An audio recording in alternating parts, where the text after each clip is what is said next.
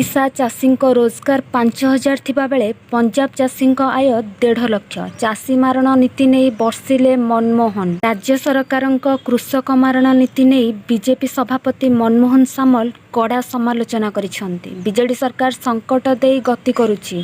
ଦଳରେ ନେତୃତ୍ୱ ଅଭାବ ରହିଛି। ରାଜ୍ୟ ସରକାର ସବୁ ଦୃଷ୍ଟିରୁ ବିଫଳ ବୋଲି ମନମୋହନ କହିଛନ୍ତି। ଓଡ଼ିଶାର ଚାଷୀ 5,000 ଟଙ୍କା ରୋଜଗାର କରୁଥିବା ବେଳେ ପଞ୍ଜାବର ଚାଷୀ 1.5 ଲକ୍ଷ ଟଙ୍କା ରୋଜଗାର କରୁଛନ୍ତି। ରାଜ୍ୟର ମାତ୍ର 17 ଭାଗ ଜମିରେ ଜଳସେଚନ ହୋଇଛି।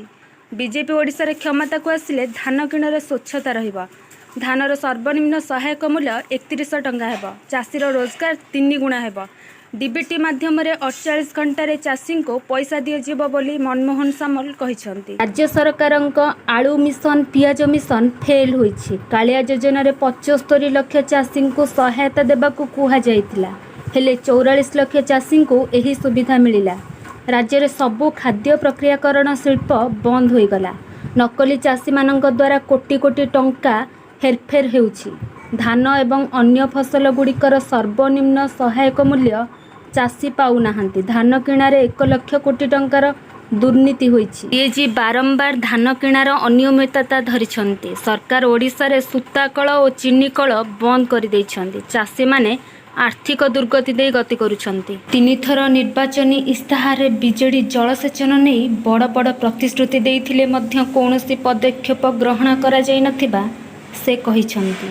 2014ରେ 10 ଲକ୍ଷ ହେକ୍ଟର ଜଳସେଚନ ହେବ ପ୍ରତିଶ୍ରୁତି ପ୍ରଦାନ କରାଯାଇଥିଲା। ସେହିପରି 2019ରେ 35% ଜମିରେ ଜଳସେଚନ ହେବ ବୋଲି କୁହାଯାଇଥିଲା। ମାତ୍ର ମହାନଦୀରେ ବ୍ୟାରେଜ୍ ହୋଇପାରିଲା ନାହିଁ।